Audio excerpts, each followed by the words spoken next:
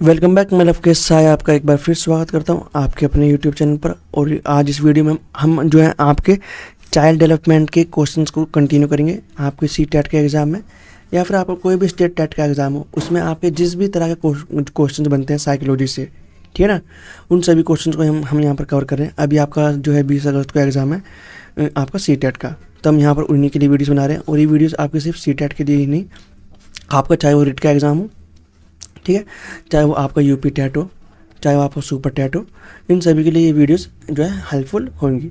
तो यदि आप इस चैनल पर पहली बार आए हैं तो चैनल को सब्सक्राइब कर लीजिए। वीडियो पसंद आती है तो वीडियो को लाइक भी कर देना। तो चलिए स्टार्ट करते हैं अपने पहले क्वेश्चन से। आप यहाँ पर स्लाइड नंबर देख सकते हैं 351। आपका जो क्वेश्चन नंबर होगा ये, जहाँ तक मुझे पता है, प्रीवियस क्वेश्चन हमारा लास्ट क्वेश्चन ये था 350 का। तो पहला क्वेश्चन आपका यहाँ पर ब्लैक पेन है क्या? ब्लैक पेन चूज़ कर रखा है।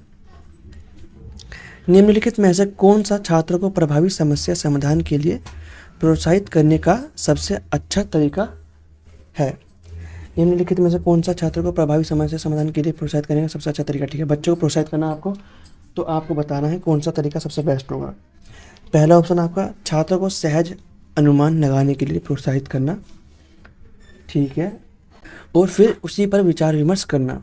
तो पहला ऑप्शन आपका हो सकता है, क्योंकि बेस्ट ऑप्शन में से मतलब ऐसा होना चाहिए कि बच्चे जो है पहले तो अनुमान लगाए किसी भी समस्या के बारे में कि यार ये समस्या है हमारे सामने, हम इसको कैसे सॉल्व कर सकते हैं। अनुमान में वो डाइवर्जेंट थिंकिंग का यूज़ करेंगे, अलग अलग मेथड्स या फिर फॉर्मूला, यदि मैथ की प्रॉब्लम है तो उसको यूज़ करेंगे, कोशिश करेंगे, और फिर उस पर विचार विमर्श करेंगे किसी एक फॉर्मूले को लेकर कि हाँ भाई ये फॉर्मूला क्या सिर्फ इसी प्रॉब्लम को सोल्व कर पा रहा है क्या, ऐसी और जो है प्रॉब्लम्स को सोल्व कर पा रहा है। तो यहाँ पर पहला ऑप्शन तो आपका हो सकता है, फिर भी हम इसे डाउट में रखते हैं। सेकंड ऑप्शन है जब छात्र गलत उत्तर देते हैं तो उन्हें अस्वीकार करना और दंडित करना। बच्चे ने सोच समझ कर तो पहले कुछ उत्तर दिया, आपने उसका पहले तो वो गलत था, चलो ठीक है कोई बात नहीं, लेकिन आप उसे दंड दे रहे हो। अगली बार से बच्चा जो है उत्तर भी नहीं देगा भाई, तो दूसरा ऑप्शन आपका इसलिए गलत हो जाता है। सी ऑप्शन है केवल प्रक्रियात्मक ज्ञान पर बल देना, सिर्फ प्रक्रियात्मक ज्ञान पर नहीं देना ना, तो यहाँ पर आपका सी ऑप्शन भी गलत होगा।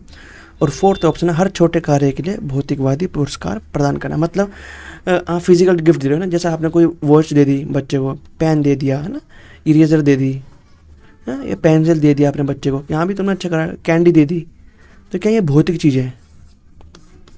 तो यहाँ पर आपका डी ऑप्शन भी नहीं होगा। आपका सिर्फ यहाँ पर जो है ए ऑप्शन जो है सही बैठ रहा है, इसलिए हम आपके ए ऑप्शन को जो है सही कर लेंगे, ठीक है, ए ऑप्शन आपका आंसर हो जाएगा। नेक्स्ट क्वेश्चन आपका निम्नलिखित में से किस पर बाल मनोविज्ञान का प्रमुख ध्यान केंद्रित होता है? बहुत सिंपल क्वेश्चन है, बच्चा होगा, इसमें हम टाइम वेस्ट नहीं करेंगे। नेक्स्ट क्वेश्चन आपका 10 वर्ष का एक बच्चा मोहित कक्षा में दुर्व्यवहार करता है, शिक्षक को क्या करना चाहिए? प्रधानाचार्य को सूचित करना चाहिए, ये तो नहीं करोगे आप, उपेक्षा भी नहीं करोगे। अब आप कन्फ्यूज हो गए इन दोनों में, परामर्श करें या फिर माता पिता के साथ इस मुद्दे पर चर्चा करें। देखो यहाँ पर ना परामर्श करें, माता पिता से परामर्श करें, ये होना चाहिए था एक बार के लिए, लेकिन यहाँ पर जो है आंसर आपका जो है ये दे रखा है, जबकि इसमें आपको कुछ पता नहीं चल रहा कि परामर्श करें, क्या परामर्श करना है, बच्चे को परामर्श दे रहे हो, क्या कर रहे हो आप, है ना। तो क्या करोगे आप, मेरे अकॉर्डिंग तो यहाँ पर आपको जो सी जो ऑप्शन है इसमें कुछ सेंस बन नहीं रहा।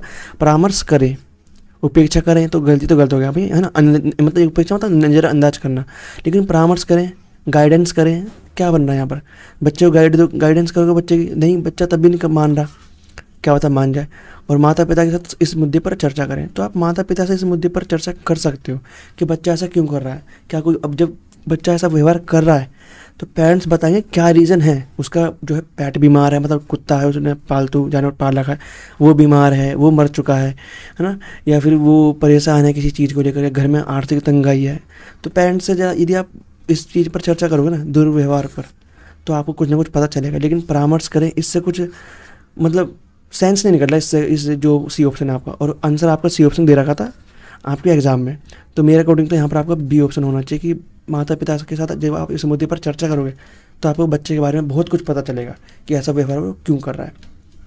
तो बी ऑप्शन यहाँ पर आपका सही होगा। नेक्स्ट क्वेश्चन आपका, एक अभिभावक आपसे विद्यालय में मिलने के लिए कभी नहीं आता, तो आप बच्चों की उपेक्षा करेंगे अभिभावकों को लिखेंगे बच्चे की उपेक्षा नहीं करनी कि नहीं आ रहा, नहीं आ रहा पेरेंट्स मैंने ना सही, मुझे क्या दिक्कत हो रही है, मुझे जब सैलरी आ रही है, आपको ऐसा नहीं करना। दूसरा ऑप्शन है अभिभावक को लिखेंगे, अभिभावक को लिखेंगे मतलब उनको कोई लेटर लिख के देना ना कि उनको उनके घर पर आप पोस्ट करा कोई लेटर कि भाई ये लेटर इनके घर तक पहुंचना चाहिए, तो ऐसा भी नहीं करना।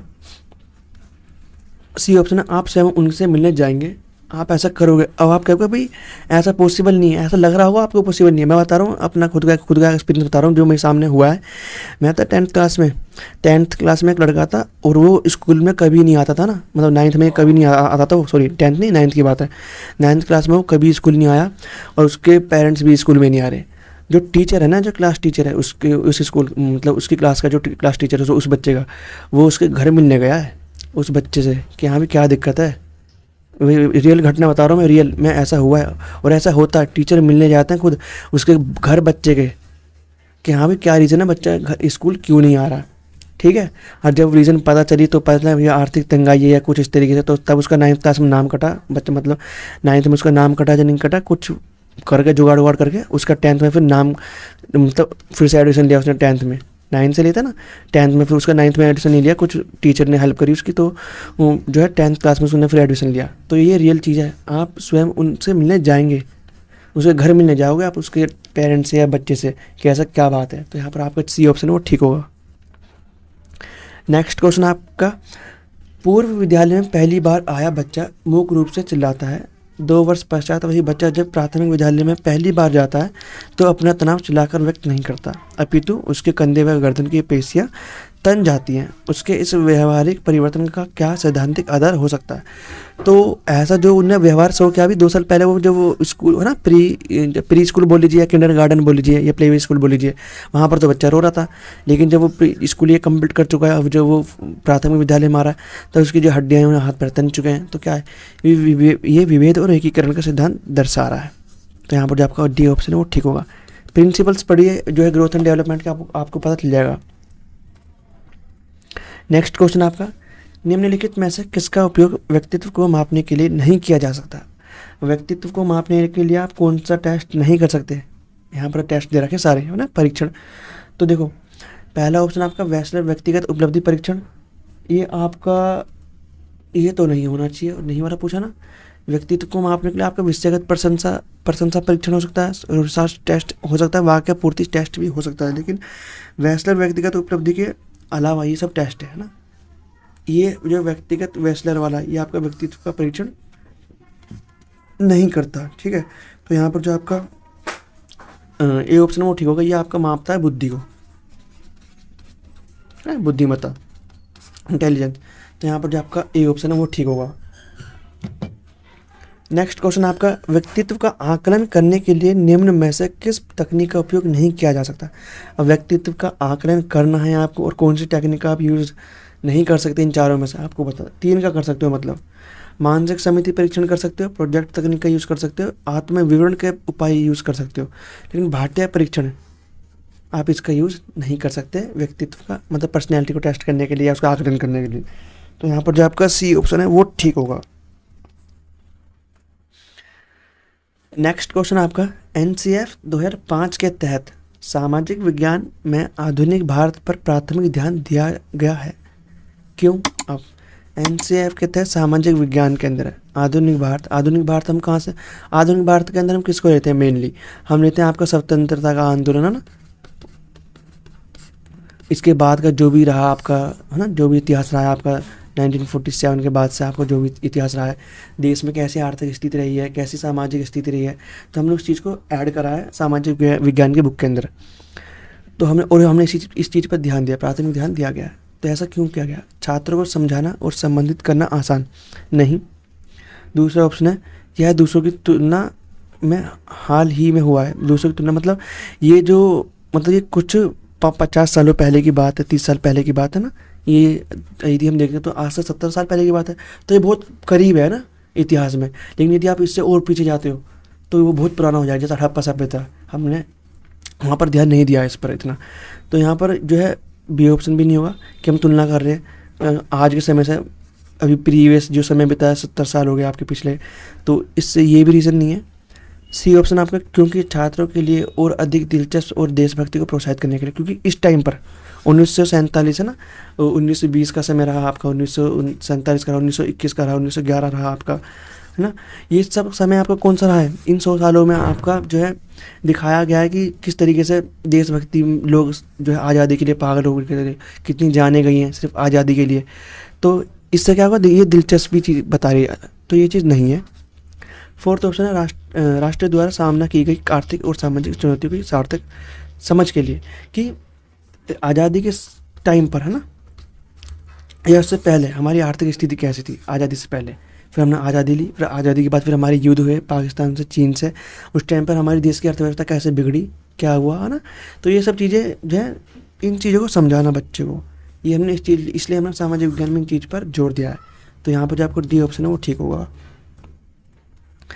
नेक्स्ट क्वेश्चन आपका, यदि आपकी कक्षा का एक बच्चा अक्सर शांत रहता है तो आप क्या करेंगे, उस पर ध्यान नहीं देंगे। देखो, उस पर ध्यान देना है, उसे मनोवैज्ञानिक के पास ले जाएंगे, मनोवैज्ञानिक के पास नहीं लेकर जाएंगे, पहली बात तो ये रही। उसकी चुप्पी का कारण जानने की कोशिश करेंगे, ये ऑप्शन आपका ठीक है भाई। उसकी जो चुप्पी है ना भाई, वो शांत क्यों रहता है, क्या कोई ऐसी घटना घटी है, किसी दोस्त ने मारा है, कोई उसे ब्लैकमेल कर रहा है ना, कोई क्या कर रहा है जिसकी वजह से वो शांत है, उसके मन में ऐसी क्या बात बैठी है। तो सी ऑप्शन आपका यहाँ पर ठीक होगा। नेक्स्ट क्वेश्चन आपका, निम्नलिखित में से कौन सा सही विकास क्रम में चरणों को दर्शाता है। ये मौखिक गोदा, लैंगिक विलंबता, अच्छा, ये फ्रॉइड की थ्योरी से है, पहले आता आपको पता होगा, ठीक है ना। फ्रॉइड ने थ्योरी दी थी आपकी जो है मनोविश्लेषण, जिसके इस नाम से जाना जाता है। तो उन्होंने भी स्टेजेस दिए पियाजे की तरह, तो उन्होंने भी 4 स्टेजेस दिए। मेन चीज़ ये है कि उन्होंने 4 स्टेजेस दिए। तो बताना है आपको कौन कौन से यहाँ पर स्टेजेस जो है उन्होंने दिए, और उनको आपको सीक्वेंस में बताना है, जो सीक्वेंस में लगी हुई है। पहला ऑप्शन आपका मौखिक, दूसरा आपका गोदा, तीसरा आपका लैंगिक और चौथा विलंब। तो यहाँ पर आपका जो है सही जो यहाँ पर दे रखा होना चाहिए, यहाँ पर कुछ मिस करा क्या मैंने। मनोविज्ञान के विकास के 4 चरणों से गुजरते हैं, ठीक है, कौन सा सही विकास क्रम चरणों को दर्शाता है। तो यहाँ पर जो आपका होना चाहिए पहले मौखिक गोदा, लैंगिक विलंबता। तो यहाँ पर जो आपका आंसर दे रखा है वो आपका ए दे रखा है, ठीक है। और जो आपको यदि हम देखते हैं इनको जो वर्षों में यदि देखते हैं, तो यहाँ पर आपका आएगा पहले गोदा, फिर आएगा लैंगिक, फिर आएगा आपका विलंबता, और फिर आएगा आपका जन्नाग। 1 2 3 4, यहाँ पर 4 स्टेजेस दे रखे हैं आपकी। और जो इनकी जो स्टेज के जो टाइम है वो है 1 साल से लेके 3 साल, 3 से लेके 6 साल, 6 से लेकर किशोरावस्था मतलब युवावस्था, और युवावस्था से आपका होएगा वयस्क अवस्था से युवावस्था तक, ठीक है। तो इन दोनों में थोड़ा सेम है, थोड़ा सा सिमिलर है। तो यहाँ पर आप देख लीजिए गोदावस्था सबसे पहले नंबर पर कौन सी लगी पड़ी, नहीं लगी हुई। तो यहाँ पर तो इस तरीके से लगी नहीं हुई यार, तो कौन सा होना चाहिए यहाँ पर आपका पहला विलंब सबसे लास्ट में है, इसमें विलंब सबसे लास्ट में है, विलंब से पहले लैंगिक, ये लैंगिक से पहले गोदा और लैंगिक से पहले गोदा। तो यहाँ पर जो आपका पहला ऑप्शन है वो सही मैच हो रहा है। यदि हम यहाँ देखें तो यहाँ पर जो आपका ए ऑप्शन है वो ठीक होगा। आज इस वीडियो में हमने आपके जो है चाइल्ड डेवलपमेंट के 10 क्वेश्चन करें। मैं डेली इस चैनल पर आपकी जो है चाइल्ड डेवलपमेंट की जो है वीडियोस लेकर आ रहा हूँ। इसके साथ एक वीडियो आपकी डेली पैडागोजी की इस चैनल पर लेकर आ रहा हूँ। यदि आपने प्रीवियस वीडियोस नहीं देखे तो जरूर देखें, ताकि आप अपने 20 अगस्त को जो आपका एग्ज़ाम है उसमें अच्छा स्कोर कर सकें। इसी के साथ यदि आप जब आपका 20 अगस्त को एग्ज़ाम ख़त्म हो जाएगा तो मैं इस चैनल पर आपके DSSB को जो एग्ज़ाम होता है टीचिंग का, उसमें जो आपके टीचिंग से रिलेटेड, चाहे वो आप किसी भी पोस्ट के लिए फिल कर रहे हो, चाहे वो TGT हो, है ना, PGT हो, चाहे वो आपका PRT हो, इन सभी के लिए मैं आपके लिए पार्ट 1 और पार्ट 2 के लिए वीडियोज़ लेकर आऊँगा। तो इस चैनल को जरूर सब्सक्राइब करें ताकि आप उन एग्ज़ाम्स को भी क्रैक कर सकें। तो चलिए मिलते हैं नेक्स्ट वीडियो में।